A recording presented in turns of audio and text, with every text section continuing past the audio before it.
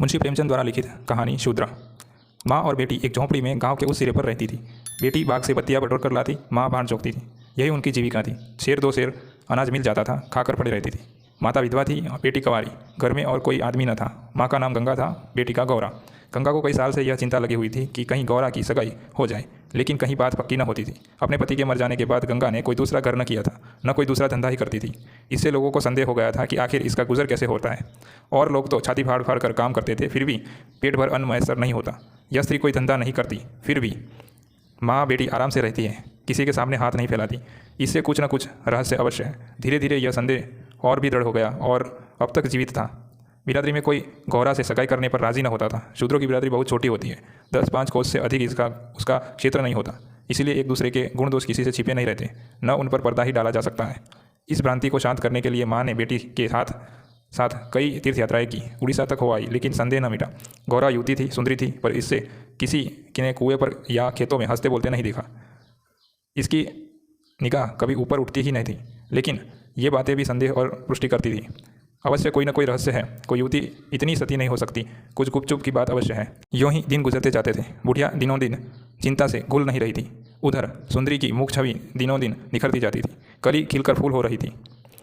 एक दिन एक परदेशी गांव से होकर निकला। 10-12 कोस से आ रहा था। नौकरी की खोज में कलकत्ता जा रहा था। रात हो गई। किसी कहार का घर पूछता हुआ गंगा के घर आया। गंगा ने उसका खूब आदर सत्कार किया। उसके लिए गेहूं का आटा लाई, घर से बर्तन निकाल कर दिए। कहार ने पकाया, खाया, लेटा। बातें होने लगी। सगाई की चर्चा छिड़ गई। कहार जवान था। गौरा पर निगाह पड़ी, उसका रंग ढंग देखा, उसकी सजल छवि आंखों में खूब गई। सगाई करने पर राजी हो गया। लौट कर घर चला गया। 2-4 गहने अपनी बहन के यहाँ से लाया। गाँव के बजाज ने अपने कपड़े उधार दिए। 2-4 भाई बंधुओं के साथ सगाई करने आ पहुंचा। सगाई हो गई। यहाँ रहने लगा। गंगा बेटी और दामाद को आंखों से दूर न कर सकती थी, परंतु 10 ही 5 दिनों में मंगरू के कानों में इधर उधर की बातें पड़ने लगी। सिर्फ बिरादरी के नहीं, अन्य जाति वाले भी इनके कान भरने लगे।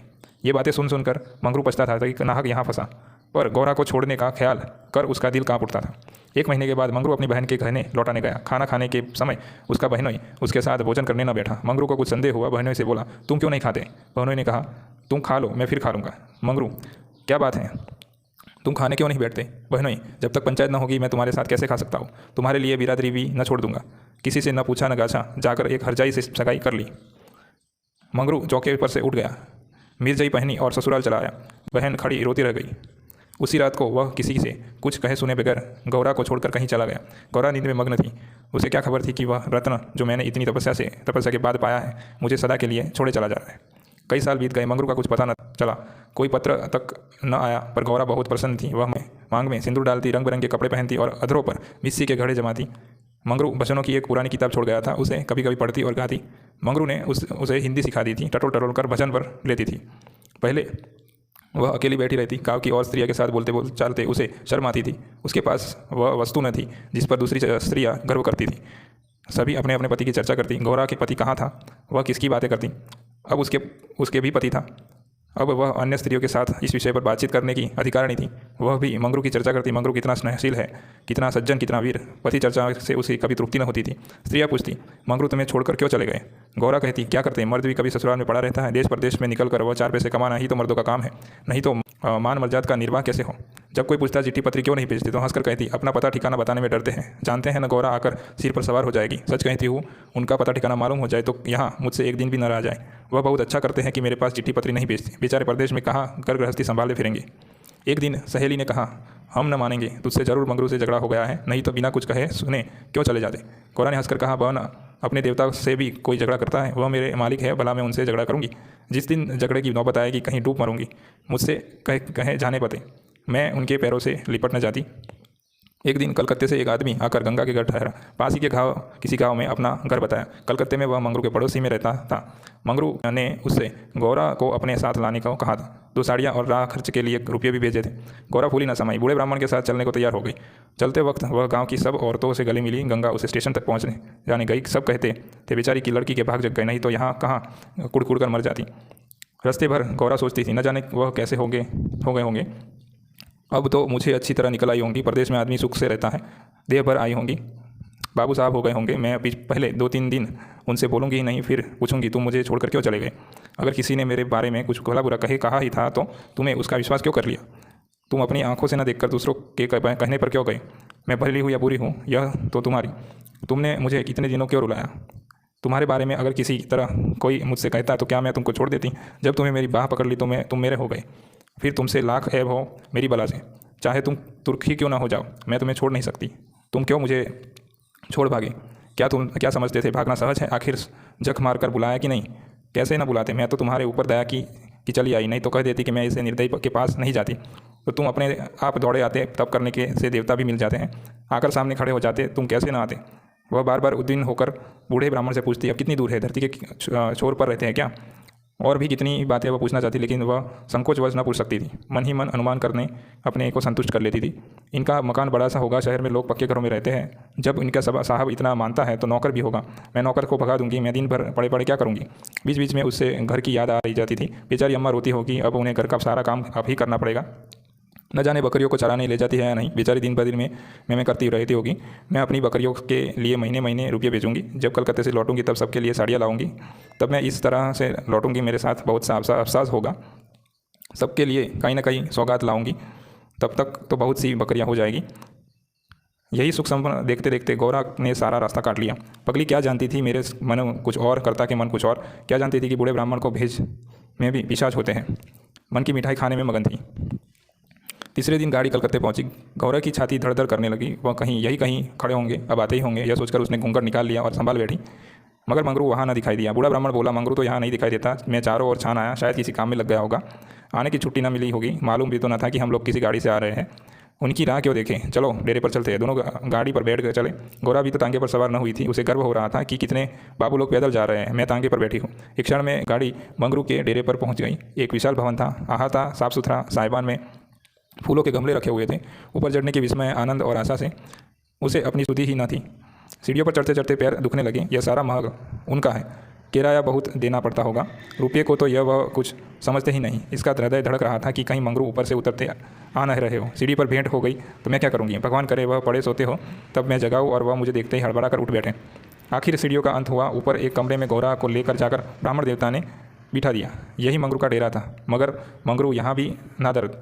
कोठरी में केवल एक खाट पड़ी हुई थी, एक किनारे 2-4 बर्तन रखे हुए थे। यही उनकी कोठरी है तो मकान किसी दूसरे का है। उन्होंने यह कोठरी के किराए पर ली होगी। देखती हूँ चूल्हा ठंडा पड़ा हुआ है, मालूम होता है रात को बाजार में पूरियाँ खाकर सो रहे होंगे। यहाँ उनके सोने की खाट है। एक किनारे गड़ा रखा हुआ था। गौरा का मारे प्यास के तालू सूख रहा था, गड़े से पानी उड़ेल कर पिया। एक किनारे एक झाड़ू रखा था। गौरा रास्ते की थकी थी पर प्रेमोल्लास में थकान कहाँ। उसने कोठारी में झाड़ू लगाया, बर्तनों को धो धो कर एक जगह रखा। कोठारी की एक एक वस्तु, यहाँ तक कि उसकी फर्श और दीवारों में भी आत्मीयता की झलक दिखाई देती थी। उस घर में भी यहाँ उसने अपने जीवन के 25 वर्ष काटे थे। उसे अधिकार था, ऐसा गौरवयुक्त आनंद प्राप्त न हुआ था। मगर उस कोठरी में बैठे बैठे उसे संध्या हो गई और मंगरू का कहीं पता नहीं। अब छुट्टी मिली होगी, सांझ को सब जगह छुट्टी होती है, अब वह आ रहे होंगे। मगर बूढ़े बाबा ने उनसे कह तो दिया तो ही होगा कि क्या वह अपने साहब को थोड़ी देर की छुट्टी न ले सकते थे? कोई बात होगी तभी तो नहीं आए। अंधेरा हो गया। कोठरी में नदी दीपक था। गौरा द्वार पर खड़ी पति की बाट देख रही थी, जिन्हें पर बहुत से आदमियों के चलने उतरने की आहट मिलती थी। बार बार गौरा को मालूम होता था कि वह आ रहे हैं, पर उधर कोई ना आता था। 9 बजे बूढ़े बाबा आए। गौरा ने समझा मंगरू है, झपटकर कोठरी के बाहर निकल आई। देखा तो ब्राह्मण। बोला, वह कहाँ रह गए? बूढ़ा, उनकी तो यहाँ से बदली हो गई। दफ्तर में गया था तो मालूम हुआ कि वह कल अपने साहब के साथ यहाँ से कोई 8 दिन की राह पर चले गए। उन्होंने साहब के बहुत हाथ पैर जोड़े कि मुझे 10 दिन की मोहलत दे दीजिए, लेकिन साहब ने एक न मानी। मंगरू यहाँ लोगों से कह गए थे कि घर के लोग आए तो मेरे पास भेज देना, अपना पता दे गए। कल मैं तुम्हें यहाँ से जहाज़ पर बैठा दूंगा। उस जहाज़ पर हमारे देश के और भी बहुत से आदमी होंगे, इसलिए मार्ग में कोई कष्ट न होगा। गौरा ने पूछा, कई दिन में जहाज़ पहुँचेगा? बूढ़ा, 8-10 दिन के से कम न लगेंगे, मगर घबराने की कोई बात नहीं है, तुम्हें किसी बात की तकलीफ न होगी। अब तक गौरा को अपने गाँव लौटने की आशा थी। कभी न कभी वह अपने पति को वहाँ अवश्य खींच ले आएगी, लेकिन जहाज़ पर बैठे उसे ऐसा मालूम हुआ कि अब फिर माता को न देखूंगी, फिर गाँव के दर्शन न होंगे। देश से सदा के लिए नाता टूट रहा है। वह देर तक घाट पर खड़ी रोती रही। जहाज़ और समुद्र को देखकर उसे भय हो रहा था, हृदय दहल जाता था। शाम को जहाज़ खुला। उस समय गौरा का हृदय एक अक्षय भय से चंचल हो उठा। थोड़ी देर के लिए निराशा ने उस पर अपना आतंक जमा लिया। न जाने किस देश जा रहे हो, उनसे कहाँ भेंट भी होगी या नहीं, उन्हें कहाँ खोजती फिरूंगी, कोई पता ठिकाना भी तो नहीं मालूम। बार बार पछताती थी कि एक दिन पहले क्यों न चली आई। कलकत्ते में भेंट हो जाती तो मैं उन्हें वहाँ कभी न जाने देती। जहाज़ पर और भी कितने मुसाफिर थे, कुछ स्त्रियाँ भी थी, उनमें बराबर गाली गलौज होती रहती थी, इसलिए गौरा को उनसे बात करने की कोई इच्छा न होती थी। केवल एक स्त्री उदास दिखाई देती थी, रंग ढंग से वह किसी भले घर की स्त्री मालूम होती थी। गौरा ने उससे पूछा, तुम कहाँ जाती हो बहन? उस स्त्री की बड़ी बड़ी आंखें सजल हो गई। बोली, कहाँ बताऊँ बहन, कहाँ जा रही हूँ? जहाँ भाग्य ले जाता है वहीं जा रही हूँ। तुम कहाँ जाती हो? गौरा, मैं अपने मालिक के पास जा रही हूँ, जहाँ यह जहाज़ रुकेगा वही नौकर हैं। मैं कल आ जाती तो उनसे कलकत्ते में ही भेंट हो जाती। आने में देर हो गई। क्या जानती थी कि वह कितनी दूर चले जाएंगे, नहीं तो क्यों देर करती? स्त्री, अरे बहन, कहीं तुम्हें भी तो कोई बहला कर नहीं बुलाया है? तुम घर से किसके साथ आई हो? गौरा, मेरे आदमी ने कलकत्ता से अपने आदमी भेजकर मुझे बुलाया था। स्त्री, वह आदमी तुम्हारी जान पहचान का था? गौरा, नहीं, उसी तरफ का एक बूढ़ा ब्राह्मण था। स्त्री, वही लंबा सा दुबला पतला ललकर बूढ़ा जिसकी एक आंख में फूली पड़ी है? गौरा, हाँ वही। क्या तुम उसे जानती हो? स्त्री बोली, उसी दुष्ट ने तो मेरा भी सर्वनाश किया। ईश्वर करे उसकी साथे पूछते नरक भोगे, उसकी निर्वश हो जाए, कोई पानी देने वाला भी न रहे, कोड़ी होकर मरे। मैं अपना वृत्तांत सुनाऊँ तो तुम समझो कि झूठ है, किसी को विश्वास ना आएगा। क्या कहूँ? बस वही समझ लो कि इसके कारण मैं न घर की न रही न घाट की, किसी को मुंह दिखा न सकती। मगर जान तो बड़ी प्यारी होती है। मरीज के देश जा रही हूँ कि वही मेहनत मजदूरी करके जीवन के दिन काटूँ। गौरा के प्राण नहों में समा गए। मालूम हुआ जहाज अथाह जेल में डूब रहा था। समझ गई कि बूढ़े ब्राह्मण ने दगा की। अपने गांव में सुना करती थी कि गरीब लोग मरीज में भर्ती होने के लिए जाया करते हैं, मगर जो वहां जाता है वह फिर नहीं लौटता। हाँ भगवान, तुमने मुझे किस पाप का यह दंड दिया? बोली, यह सब क्यों लोगों को इस तरह छलकर मरीज बेचते हैं? स्त्री, रुपये के लोभ से और किस लिए? सुनाती हूँ। आदमी पीछे इन सबों को कुछ रुपये मिलते हैं। गौरा बोली, तो बहन वहाँ हमें क्या करना पड़ेगा? स्त्री, मजूरी। गौरा सोचने लगी, अब क्या करूँ? वह आशा नौका पर बैठी हुई वह चली जा रही थी, टूट गई थी, और अब समुद्र की लहरों के सिवा उसकी रक्षा करने वाला कोई न था। जिस आधार पर उसने अपना जीवन भवन बनाया था वह जलमग्न हो गया था। अब उसके लिए जल के सिवा और कहाँ आश्रय है? उसको अपनी माता की, अपने घर की, अपने गांव की, अपने सहेलियों की याद आ गई, और ऐसी घोर मर्म वेदना होने लगी मानो कोई सर्प अंतस्थल में बैठा हुआ बार बार डस रहा हो। भगवान, अगर मुझे यही यातना देनी थी तो तुमने मुझे जन्म ही क्यों दिया? तुम्हें दुखिया पर दया नहीं आती? जो तुम्हें पीसे हुए हैं उन्हीं तो पीसते हो। करण स्वर से बोली, तो अब क्या करना होगा बहन? स्त्री बोली, यह तो वहाँ पहुँचकर मालूम होगा। अगर मजूरी ही करनी पड़े तो कोई बात नहीं, लेकिन अगर किसी ने क्रूर दृष्टि से देखा तो मैं निश्चय ही कर लिया है कि या तो उसी के प्राण ले लूँगी या अपने प्राण दे दूँगी। यह कहते कहते उसने अपना वृत्तांत सुनाने की वह उत्कट इच्छा हुई जो दुखियों को हुआ करती है। बोली, मैं बड़े घर की बेटी और उससे भी बड़े घर की बहू हूँ, पर अभागिनी। विवाह के तीसरे ही साल पति देव का देहांत हो गया। चित्त की कुछ ऐसी दशा हो गई कि नित्य मालूम होता था कि वह मुझे बुला रहे हैं। पहले तो आंख झपकते ही उसकी मूर्ति सामने आ जाती थी, लेकिन फिर तो यह दशा हो गई कि जागृत दशा में भी यह रह कर उनसे दर्शन होने लगे। बस यही जान पड़ता था कि वह साक्षात बुला रहे हैं। किसी से शर्म के मारे कहती न थी, पर मन में यह शंका होती थी कि जब उनका देहांतवास हो गया है तो वह मुझे दिखाई कैसे देते हैं। मैंने इससे प्रांति समझकर चित्त को शांत कर न सकती। मन करता था जो वस्तु प्रत्यक्ष दिखाई देती है वह मिल क्यों नहीं सकती? केवल वह ज्ञान चाहिए। साधु महात्माओं के सिवा ज्ञान और कौन दे सकता है? मेरा तो अब भी विश्वास है कि अभी ऐसी क्रियाएं हैं जिनसे हम मरे हुए प्राणियों से बातचीत कर सकते हैं, उनको स्थल रूप में देख सकते हैं। महात्माओं की खोज में रहने लगी। मेरे यहाँ अक्सर साधु संत आते थे। उनसे एकांत में इस विषय में बात किया करती थी, पर वो लोग सदुपदेश देकर मुझे टाल देते थे। मुझे सदुपदेशों की ज़रूरत न थी। मैं वैधव्य धर्म खूब जानती थी।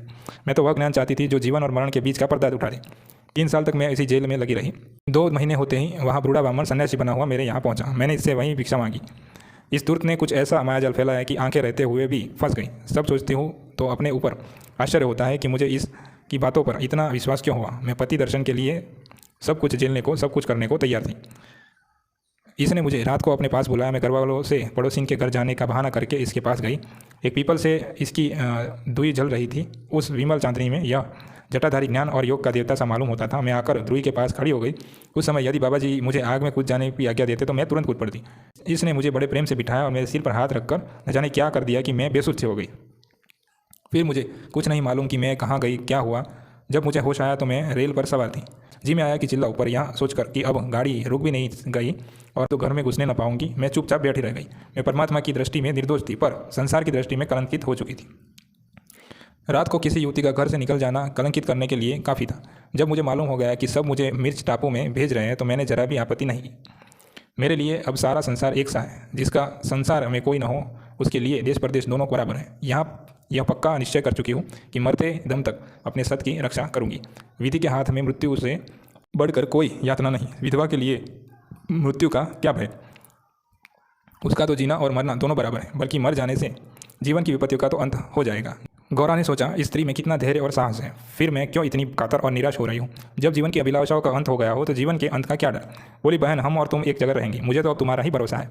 स्त्री ने कहा, भगवान का भरोसा रखो और मरने से मत डरो। सघन अंधकार छाया हुआ था। ऊपर काला आकाश था, नीचे काला जल। गौरा आकाश की ओर ताक रही थी, उसकी संगीनी जल की ओर। उसके सामने आकाश के कुसुम थे, इसके चारों ओर अनंत अखंड अपार अंधकार था।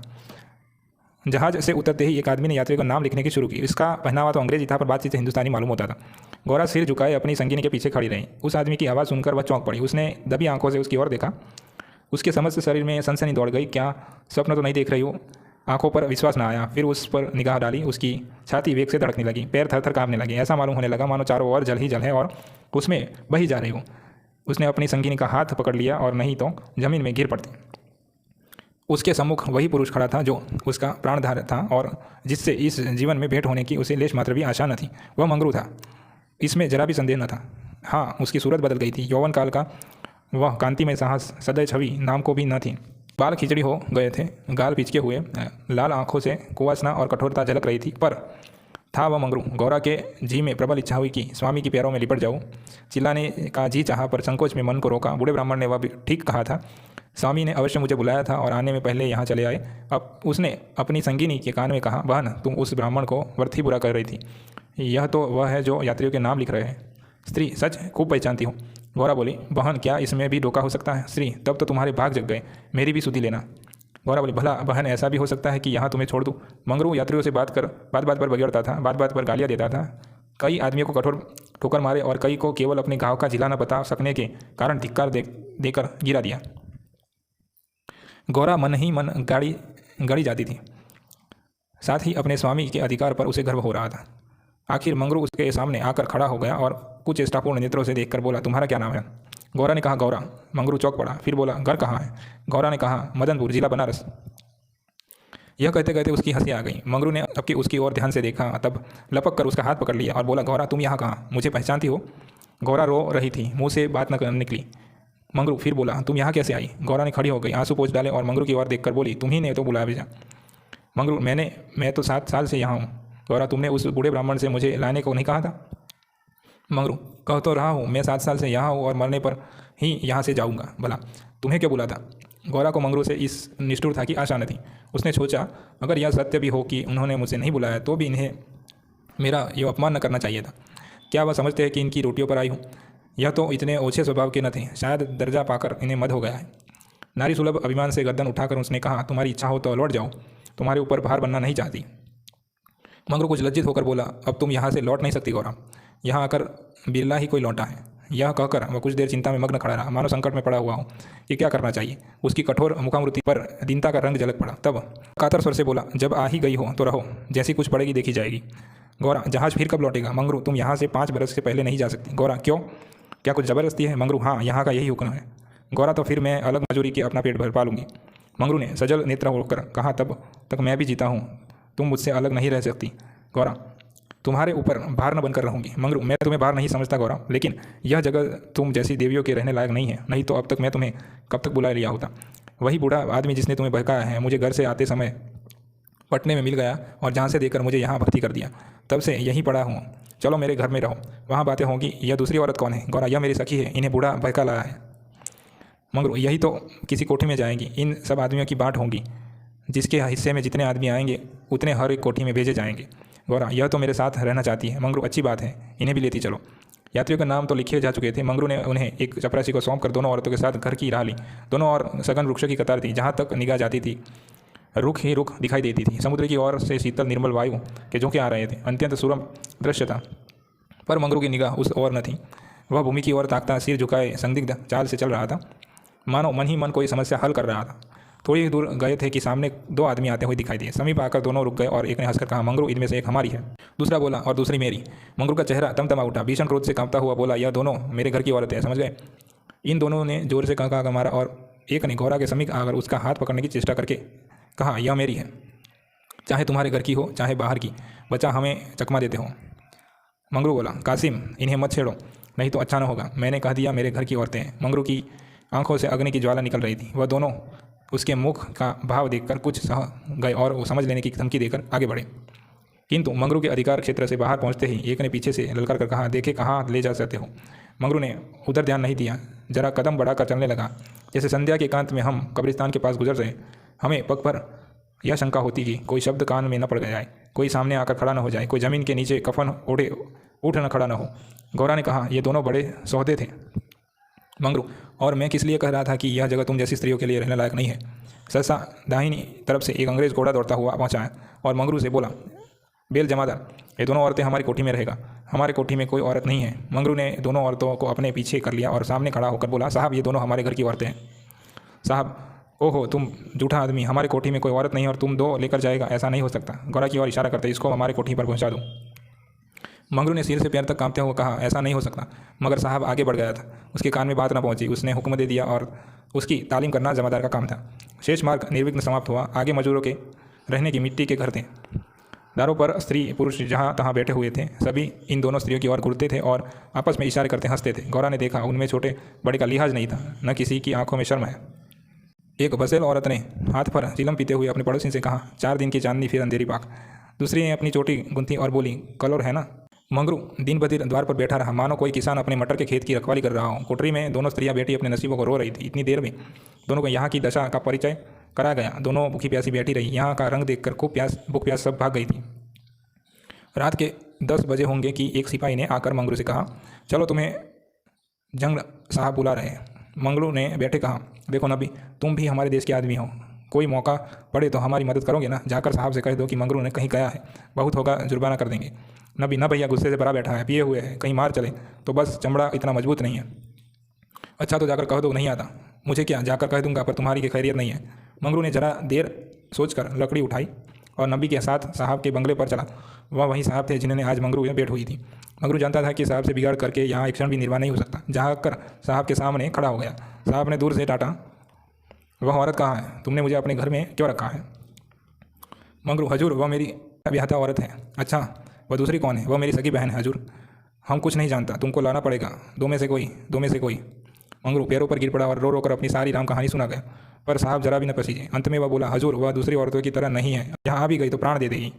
साहब ने हंसकर कहा, वो जान देना इतना आसान नहीं है। नबी, मंगरू अपनी दाव रोते क्यों हो? तुम हमारे घर नहीं घुसे थे, अब भी जब घर पाते हो जा पहुँचते हो, अब क्यों रोते हो? एजेंट, ओ यह बदमाश हैं, अभी जाकर लाओ, नहीं तो हम तुमको हंटरों से पीटेगा। मंगरू, हजूर जितना चाहे पीट लें, मगर मुझसे यह काम करने को न कहें जो मैं जीते जी नहीं कर सकता। एजेंट, हम 100 हंटर मारेंगे। मंगरू, हजूर 1000 हंटर मार ले, लेकिन मेरे घर की औरतों से न बोले। एजेंट नशे में चूर था। हंटर लेकर मंगरू पर स्पीड बढ़ा और लगा सड़ासड़ जमाने। 10-12 कोड़े मंगरू ने धैर्य के साथ सहे, फिर हाय हाय करने लगा। देह की खाल फट गई थी और मांस चाबुक पड़ता था तो बहुत जब्त करने पर भी कंठ से आंतध्वनि निकल आती थी, और अभी 100 में कुल 15 चाबुक पड़े थे। रात के 10 बजे गए थे। चारों ओर सन्नाटा छाया था और उस नीरव अंधकार में मंगरू का करुण विलाप किसी पक्षी की भांति आकाश में मंडलाता रहता।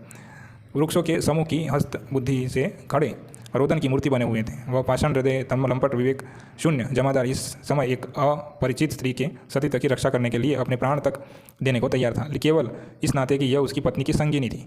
वह समस्त संसार की नज़रों में गिरना गवारा कर सकता था, पर अपनी पत्नी की भक्ति पर अखंड राज्य करना चाहता था। इसमें अणुमात्र की भी कमी उसके लिए असह्य थी। एक अलौकिक भक्ति के सामने उसके जीवन का क्या मूल्य था? ब्राह्मणी तो जमीन पर ही सो गई थी, पर गौरा बैठी पति की बाट जो रही थी। अभी तक उससे कोई बात न कह सकी। 7 वर्षों की विपरीत कथा कहने और सुनने के लिए बहुत समय की ज़रूरत थी, और रात के सिवा वह समय फिर कब मिल सकता था? उसे ब्राह्मणी पर कुछ और क्रोध सा आ रहा था कि यह क्यों मेरे गले का हार हुई। इसी के कारण तो वह घर में नहीं रह सके। यकायक वह किसी का रोना सुनकर चौंक पड़ी। भगवान, इतनी रात गए कौन दुख का मारा रो रहा है?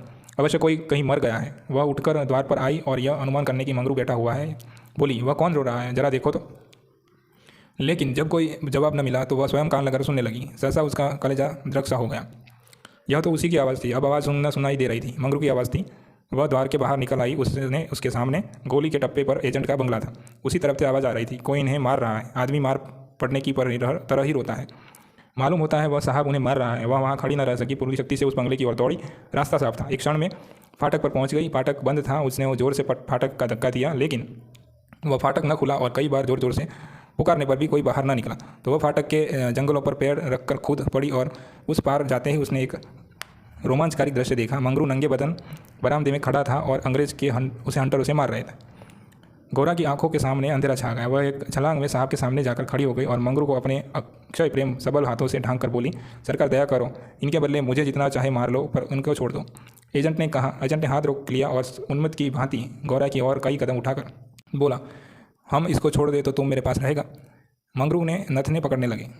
यह पामर नीच अंग्रेज मेरी पत्नी से इस तरह की बात करने लग रहा है। अब तक यह जिस अमूल्य रत्न की रक्षा के लिए इतनी यातनाएं सह रहा था, वही वस्तु साहब के हाथ में चली जा रही थी। यह असह्य था।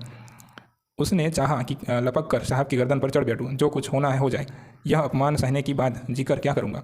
लेकिन नबी ने उसे तुरंत पकड़ लिया और कई आदमियों को बुलाकर उसके हाथ पांव बांध दिए। मंगरू भूमि पर छटपटाने लगा। गोरा रोती हुई साहब के पैरों पर गिर पड़ी और बोली, हुजूर, इन्हें छोड़ दें, मुझ पर दया करें। एजेंट तुम हमारे पास रहेगा। गोरा ने खून का घूंट पीकर कहा, हाँ रहूंगी। बाहर मंगरू बरादरे में पड़ा करा रहा था। उसकी देह में सूजन थी और घावों में जलन। सारे अंग जकड़ रहे थे। हिलने की शक्ति न थी। हवा घावों में शहर के समान चुभती थी। लेकिन यह व्यथा यह सह सकता था। असह्य यह था कि साहब गोरा के साथ इसी घर में वीरा कर रहा है और मैं कुछ नहीं कर सकता। उसे अपनी पीड़ा भूल सी गई थी। कान लगाए सुन रहा था कि उसकी बातों की भनक कान में पड़ जाए। तो देखो क्या बातें हो रही हैं। गोरा अवश्य चिल्ला कर भागेगी और साहब के पीछे उसके पीछे दौड़ेगा। अगर मुझसे उठा जाता तो उस वक्त बच्चा को खोद कर गाड़ ही देता। लेकिन बड़ी देर हो गई थी। न तो गौरा चिल्लाई, न बंगले के निकल कर भागी। वह उसे सजाए सजाए कमरे में साहब के साथ बैठी सोच रही थी, क्या इसमें तनिक भी दया नहीं है। मंगरू का पीड़ा क्रंदन सुन सुनकर उसे हृदय के टुकड़े हो जाते थे। क्या इसके अपने भाईबंद माँ बंद नहीं है? माता यहाँ होती तो उसे इतना अत्याचार न करने देती। मेरी अम्मा लड़कों पर कितना बिगड़ती थी, पर जब वह किसी को पेड़ पर ढेले चढ़ाते देखती थी, पेड़ में भी प्राण होते हैं, क्या इसकी माता इसे एक आदमी के प्राण लेते देखकर भी इसे मना न करती। साहब शराब पी रहा था और गोरा गोश्त काटने का छुरा हाथ में लिए खेल रही थी। सहसा गोरा की निगाह एक चित्र की ओर गई। उसमें एक माता बैठी हुई थी। गोरा ने पूछा, साहब ये किसकी तस्वीर है? साहब ने शराब का गिलास मेज़ पर रखकर कहा, ओ वह हमारे खुद की माँ मरियम है। गोरा, बड़ी अच्छी तस्वीर है। क्यों साहब, तुम्हारी माँ जीती है ना? साहब वो मर गया। जब हम यहाँ आया तो वह बीमार हो गया, हम उसको देख नहीं सका। साहब के मुखमंडल पर करुणा की झलक दिखाई। गौरा बोली, तब तो तुम्हें बड़ा दुख हुआ होगा। तुम्हें अपनी माता का प्यार नहीं था। वह रो रो कर मर गई और तुम्हें देखने भी न दी, तभी तुम्हारा दिल कड़ा है। साहब नहीं नहीं, हम अपनी माँ को बहुत चाहता था। वैसी औरत दुनिया में न होती। हमारा बाप हमको बहुत छोटा छोड़कर मर गया था। माता ने कोयले की खान में मजदूरी करके हमको पाला। गौरा, तब तो वह देवी थी। इतनी गरीबी का दुख सहकर भी तुम्हें दूसरे पर तरस नहीं आता। क्या वह दया की देवी तुम्हारी बेदर्दी देखकर दुखी न होती रहेंगी? इसकी कोई तासीर तुम्हारे पास है? ओ हमारे पास इनके कई फ़ोटो हैं। देखो वह उन्हीं की तस्वीर है, वह दीवार पर। गौरा ने कर तस्वीर देखी। जान पड़ता है दया की देवी है। वह तुम्हें भी कभी मारती थी कि नहीं? मैं जानती हूँ वह कभी किसी पर बिगड़ती नहीं होगी। बिल्कुल दया की मूर्ति है। साहब वो मामा हमको कभी न मारता था। वह बहुत गरीब था, पर अपने कमाई में कुछ न कुछ जरूर खैरात करता था। किसी भी बेबाप के बालक को देखकर उसकी आंखों में आंसू भर जाता था। अब वह बहुत ही दयावान था। गौरा ने तिरस्कार से स्वर में कहा, और उसी देवी के पुत्र होकर तुम्हें इतने निर्दयी हो? क्या वह होती तो तुम्हें किसी को इस तरह हत्यारों की भांति मारने देती? वह स्वर्ग में रो रही होगी। स्वर्ग नरक तो तुम्हारे यहाँ भी होगा। ऐसी देवी के पुत्र कैसे हो गए? गौरा को ये बातें कहते हुए जरा भी भय न होता था। उसने अपने मन में एक दृढ़ संकल्प कर लिया था और अब उसे किसी प्रकार का भय न था। जान से हाथ धोने का लेने का निश्चय कर लेने के बाद वह भय भी छाया भी नहीं रह जाती। किंतु यह हृदय शून्य अंग्रेज इन तिरस्कारों पर आग हो जाने के बदले और भी नम्र हो जाता था। गौरा मानवीय भाव से कितनी अभिज्ञ हो, पर इतना जानती थी कि अपनी जननी के लिए प्रत्येक हृदय में, चाहे वह साधु हो या कसाई का, आदर और प्रेम का एक होना सुरक्षित रहता है। ऐसा भी कोई अभागा प्राणी है जिसे मातृ स्नेह की स्मृति थोड़ी देर के लिए रुला न देती हो, उसके हृदय में कोमल भाव हो, जगा न देती हो।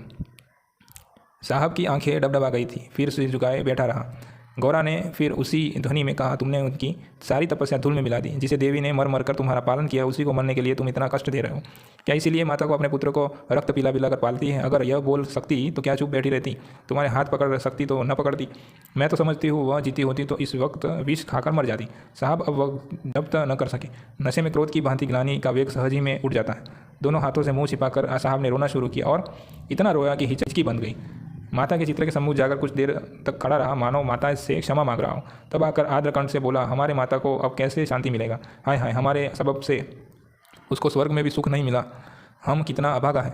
गौरा, अभी जरा देर में तुम्हारा मत बदल जाएगा और तुम फिर दूसरों पर अत्याचार करने लगोगी। साहब नहीं नहीं, अब हम मामा को कभी दुख नहीं देगा। हम अभी मंगरू को अस्पताल भेजता है। रात ही को मंगरू अस्पताल पहुँचा दिया गया। एजेंट खुद को पहुँचाने आया। गौरा भी उसके साथ गई। मंगरू को स्वर्ग हो गया था, बेहोश हुआ पड़ा था।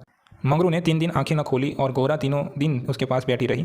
एक क्षण के लिए भी वहाँ से न हटी। एजेंट ने भी कई बार हाल चाल पूछने आ जाता और हर मर्तबा गौरा से क्षमा मांगता। चौथे दिन मंगरू ने आंखें खोली तो देखा गौरा सामने बैठी हुई है।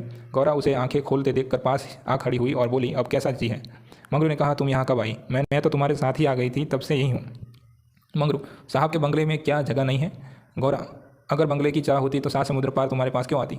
मंगरू, आकर कौन सा सुख दे दिया है? तुम्हें ही करना था तो मुझे मर क्यों न जाने दिया? गौरा ने झुंझला कर कहा, तुम इस तरह की बातें मुझसे न करो, ऐसी बातों से मेरी देह में आग लग जाती है। मंगरू ने मुंह फेर लिया, मानो और गौरा की बात पर विश्वास नहीं आया। दिन भर गौरा मंगरू के पास बेदाना पानी खड़ी रही। गौरा ने कई बार उसे बुलाया, लेकिन वह चुप्पी साधे रह गया। वह संदेह युक्त निरादर कोमल हृदय गौरा के लिए असह्य था। जिस पुरुष को वह देवतुल्य समझती थी, उसके प्रेम में वंचित होकर वह कैसे जीवित रह सकती थी? यही प्रेम उसके जीवन का आधार था। उसे खोकर अब अपना सर्वस्व खो चुकी थी। आधी रात के अधिक बीत चुकी थी। मंगरू बेखबर सोया हुआ था। शायद वह कोई स्वप्न देख कर रहा था। गौरा ने उसके चरणों पर सिर रखा और अस्पताल से निकली। मंगरू ने उसका परित्याग कर दिया था, वह भी उसका परित्याग करने जा रही थी। अस्पताल के पूर्व दिशा में एक फ्लांग पर एक छोटी सी नदी बहती थी। गौरा उसके कगार पर खड़ी हो गई। अभी कई दिन पहले वह अपने घाव के आराम में पड़ी हुई थी। उसे क्या मालूम था कि जो वस्तु इतनी मुश्किल से मिल सकती है, वह इतनी आसानी से खोई भी जा सकती है। उसे अपनी माँ की, अपने घर की, अपनी सहेलियों की, अपने बकरी के बच्चों की याद आई। वह सब कुछ छोड़कर इसलिए यहाँ आई थी। पति के ये शब्द क्या साहब के बंगले में जगह नहीं है? उसके मर्म स्थान में बाणों के समान चुभे हुए थे। यह सब मेरे ही कारण तो हुआ। मैं न रहूँगी तो वह फिर आराम से रहेंगे। सहसा उसे ब्राह्मणी की याद आ गई। वह दुखिया के दिन यहाँ कैसे कटेंगे? चलकर साहब से कह दूँ कि उसे या तो उसके घर भेज दिया जाए या किसी पाठशाला में काम दे दिया। वह लौटना ही चाहती थी। किसी ने पुकारा, गौरा गौरा। वह मंगरू का करुण कंपित स्वर था। वह चुपचाप खड़ी हो गई। मंगरू ने फिर पुकारा, गौरा गौरा, तुम कहाँ हो? मैं ईश्वर से कहता हूँ कि गौरा ने और न कुछ सुना। वह दम से नदी में कूद पड़ी। बिना अपने जीवन का अंत किए वह स्वामी की विपत्ति का अंत न कर सकती थी। धमाके की आवाज़ सुनते ही मंगरू नदी में कूदा। वह अच्छा तैराक था, मगर कई बार गोते मारने पर भी गौरा का कहीं पता न चला। प्रातःकाल दोनों लाशें साथ साथ ही नदी में तैर रही थी। जीवन यात्रा में उन्हें वह चीर संग कभी न मिला था। स्वर्ग यात्रा में दोनों साथ साथ जा रहे थे। तो दोस्तों, ये थी मुंशी प्रेमचंद द्वारा लिखित कहानी शूद्रा। अगर आपको ये मेरा जो प्रयास है वो पसंद आया हो कि आपके साथ ये जो कहानी है मैं बांटूँ, शेयर करूँ या आप तक ये कहानी पहुँचाऊँ, और मैंने रिव्यू भी डाल दिया है, तो ये दोनों प्रयास मेरे आपको पसंद हैं तो आप ज़रूर से इस चैनल को सपोर्ट कीजिए। लाइक शेयर सब्सक्राइब ज़रूर से कर दीजिए। ऐसी ही स्टोरीज़ मैं आपके लिए लाता रहूँगा। धन्यवाद।